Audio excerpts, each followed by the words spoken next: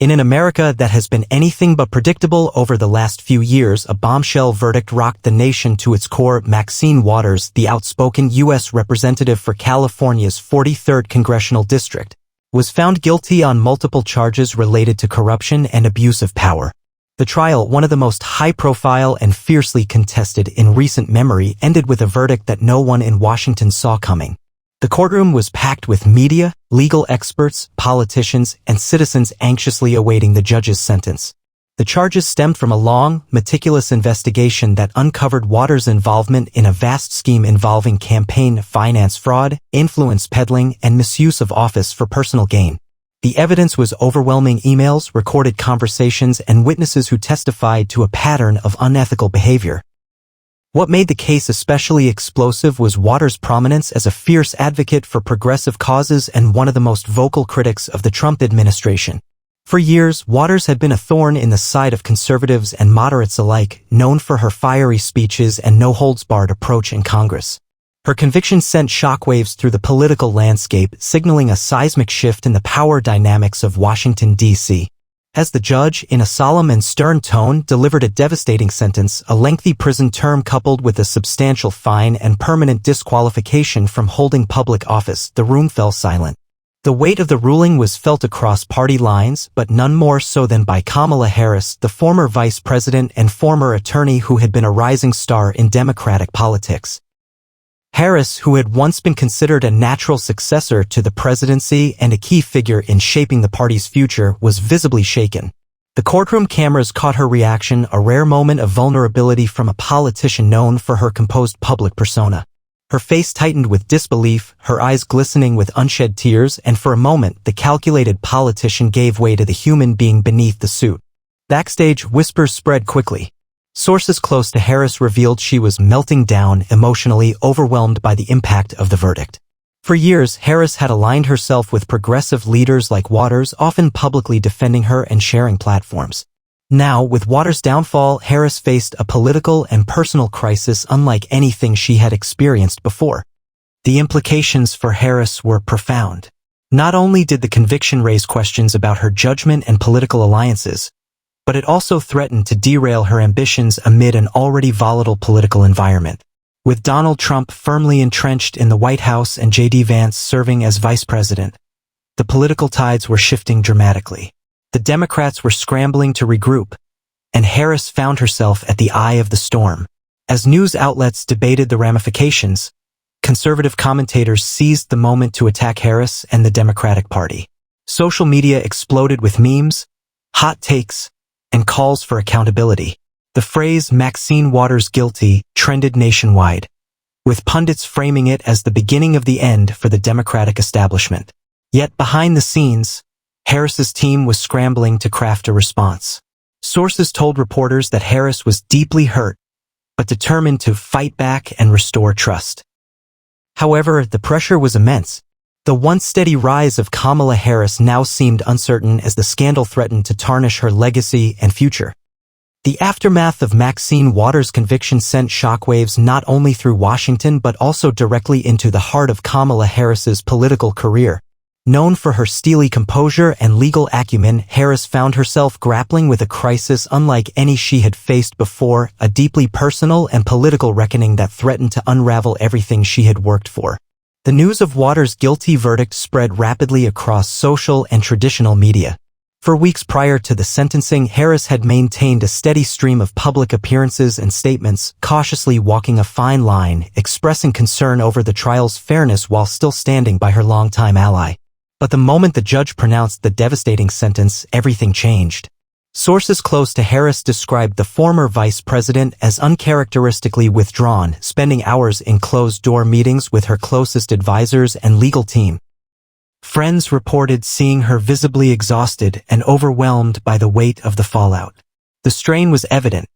Political insiders whispered that Harris was melting down behind the scenes, struggling to maintain her calm in public while privately wrestling with anger, betrayal, and fear. Harris had aligned herself closely with Waters' progressive agenda over the years, championing criminal justice reform, voting rights, and economic equity. Waters had been a vocal mentor and sometimes protector, helping Harris navigate the treacherous waters of party politics. Now, with Waters exposed as guilty of serious crimes, Harris faced a painful dilemma: how to distance herself without alienating her progressive base and jeopardizing her own standing. To make matters worse, the Trump administration seized on the scandal as a political weapon. President Donald Trump, known for his merciless attacks on political opponents, took to Twitter and press conferences to denounce both Waters and Harris, branding them corrupt and dangerous. The current Vice President, J.D. Vance, a conservative stalwart and former Trump ally, publicly called for a full investigation into Harris's involvement or knowledge of Waters' wrongdoing, further intensifying the pressure. The Republican-controlled Senate began rumors of impeachment proceedings, citing Harris's alleged complicity due to her close ties to Waters. This legal and political threat compounded the crisis, forcing Harris into a defensive posture. With the nation polarized more than ever, the former vice president's every move was scrutinized under a microscope. Meanwhile, Harris's team worked feverishly to contain the damage. They drafted statements expressing respect for the judicial process, emphasizing that Harris had always upheld the highest ethical standards. She condemned any illegal conduct, insisting that justice must be blind. But critics accused these responses as hollow and evasive, demanding more accountability. The pressure also seeped into Harris's personal life. Friends noted that she had become more private, canceling several speaking engagements and withdrawing from social events. The media spotlight had shifted from her policy work to her perceived proximity to scandal. Reporters speculated about infighting within the Democratic Party, suggesting that Harris was losing support among key allies. Political analysts debated her future, questioning whether Harris could survive the storm or whether her political career was nearing its end. Many compared her situation to historic downfalls of other high-profile politicians who fell from grace due to association with corruption. The consensus was that Harris was at a crossroads, forced to either rebuild trust or fade into political obscurity. In Washington's corridors of power, whispers of rebellion and shifting alliances grew louder. Some Democrats began quietly distancing themselves, wary of the political cost of association. The party's top leadership faced an uphill battle to unify their fractured ranks, especially as the 2026 midterm elections loomed. As for Kamala Harris, the personal toll was undeniable. A politician who once projected strength and inevitability now found herself battling doubt and criticism. The trial of Maxine Waters and its fallout had not just toppled a congressional titan. It had exposed deep vulnerabilities in Harris's own political foundation. As the dust settled from Maxine Waters' shocking conviction, the political battlefield in Washington transformed into a war zone, with Kamala Harris squarely in the crosshairs of the Trump administration. President Donald Trump and Vice President J.D. Vance wasted no time exploiting the crisis, launching a coordinated offensive designed to dismantle Harris's credibility and weaken the Democratic Party from within.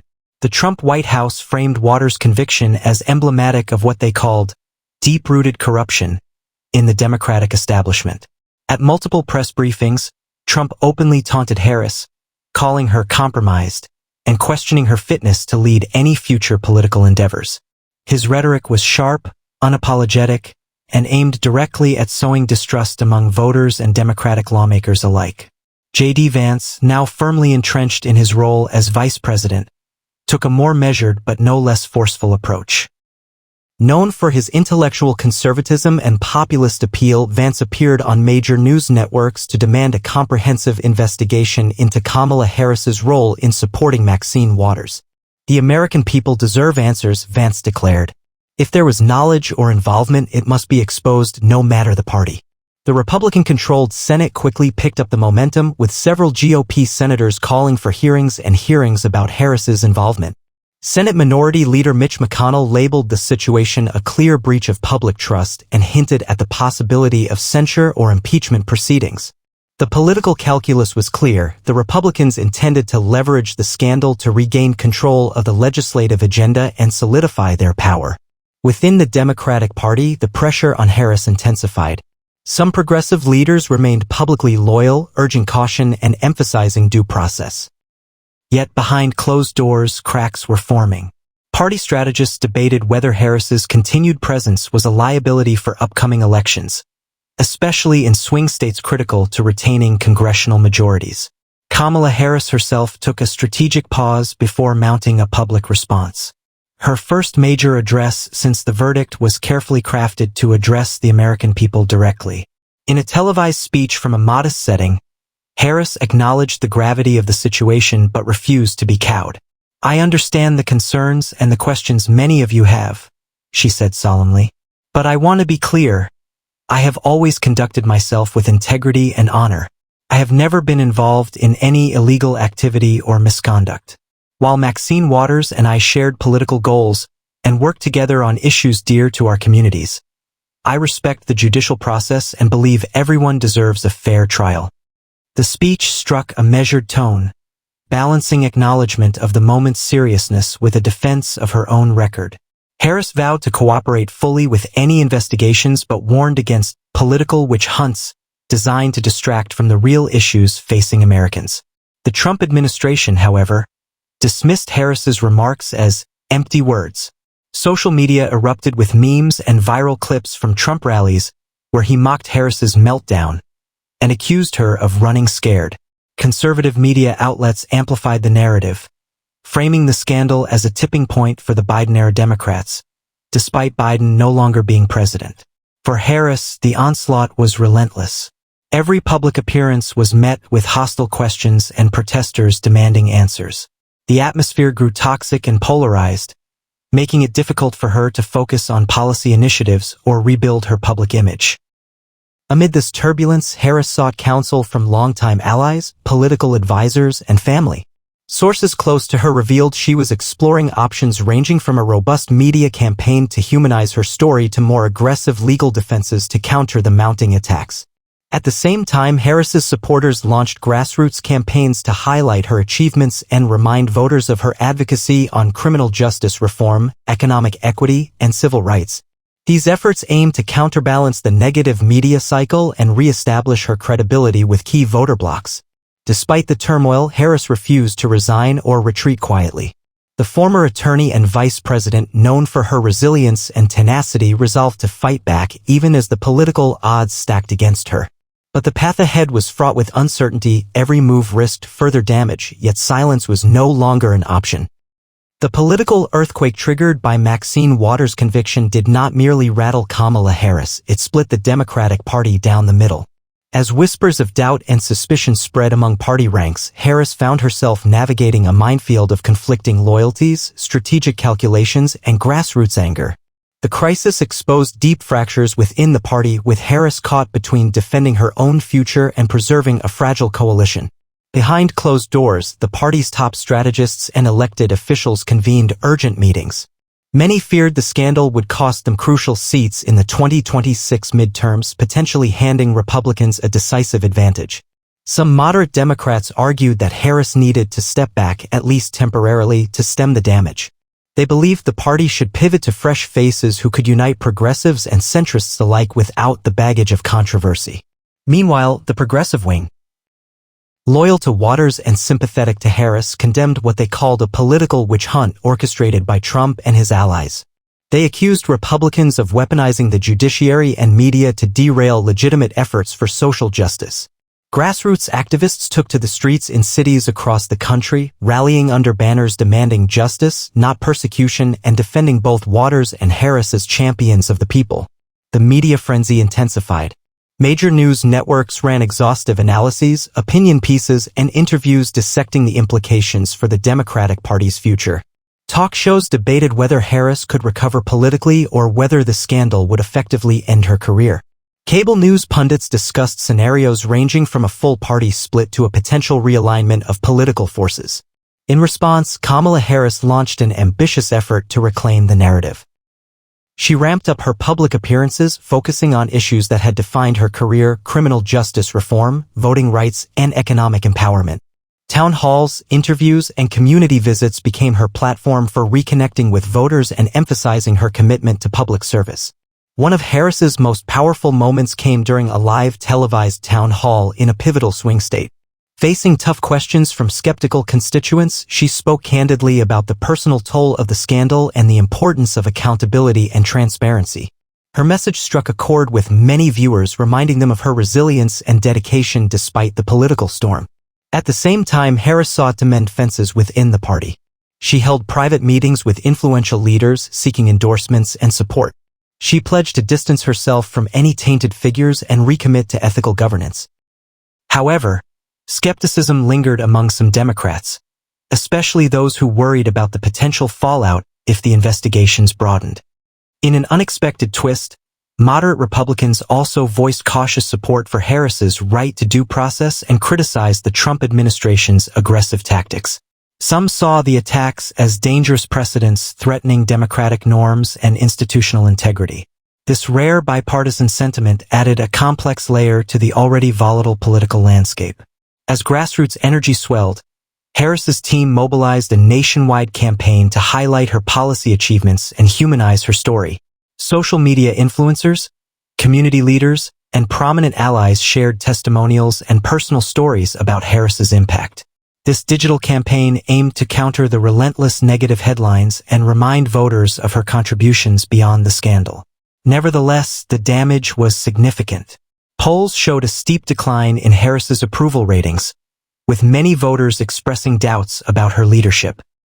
The Republican narrative of corruption and untrustworthiness had taken hold in key demographics. Harris's political capital was depleted, and rebuilding it would require not only skill but time and favorable circumstances. As the nation braced for what many anticipated would be a bruising midterm election cycle, Kamala Harris faced the daunting task of restoring faith, not just in herself but in the Democratic Party's ability to govern effectively amid unprecedented challenges.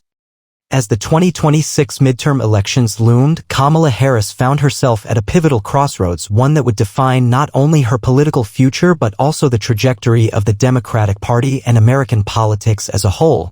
With Maxine Waters serving her sentence and the Trump administration relentlessly attacking, Harris had to craft a strategy that balanced accountability, resilience, and vision. In the weeks following the verdict, Harris intensified her efforts to regain public trust. Recognizing the power of narrative, she embraced transparency more openly than ever before. She authorized the release of detailed financial disclosures and ethics reviews to prove her clean record. Harris also cooperated fully with any ongoing investigations, emphasizing her belief in the rule of law and justice. But words alone weren't enough.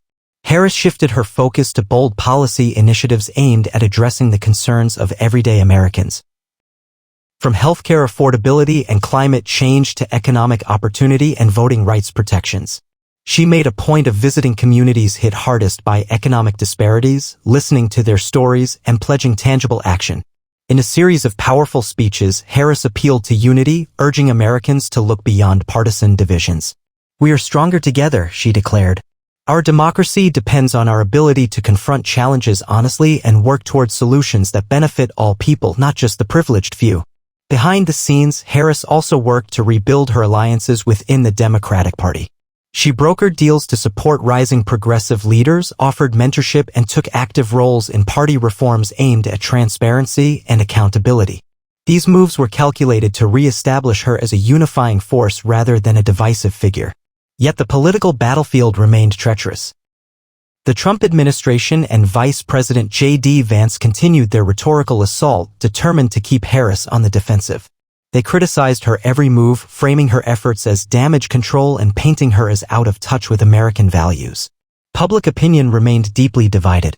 While some voters admired Harris's tenacity and policy focus, others remained skeptical, influenced by months of negative media coverage and partisan attacks. The midterms proved challenging for Democrats, with some losses attributed to the scandal's lingering shadow. Despite the setbacks, Harris refused to concede defeat. Political insiders noted her renewed focus on grassroots organizing and voter engagement, particularly among young voters and communities of color. She launched a nationwide listening tour, meeting directly with citizens to rebuild trust at the local level. Internationally, Harris's image as a former attorney and vice president gave her opportunities to engage on global platforms advocating for human rights and democracy. These efforts helped soften her image and underscore her commitment to leadership beyond domestic politics. As the nation watched with bated breath, Harris's journey became a symbol of resilience amid adversity, a reminder that political careers could be tested but not easily broken. Her experience highlighted the complexities of American democracy, where justice, politics, and personal ambition collide. Looking ahead, the path was uncertain. Some political analysts predicted Harris could stage a comeback in future election cycles, while others cautioned that the wounds inflicted might leave lasting scars. For Harris herself, the ordeal was a defining chapter, one that tested her character, resolve, and vision for America's future. In the end, the story of Kamala Harris, Maxine Waters, and the turbulent politics of the era underscored a fundamental truth: democracy is a constant struggle, shaped by the triumphs and failures of its leaders and the enduring will of its people.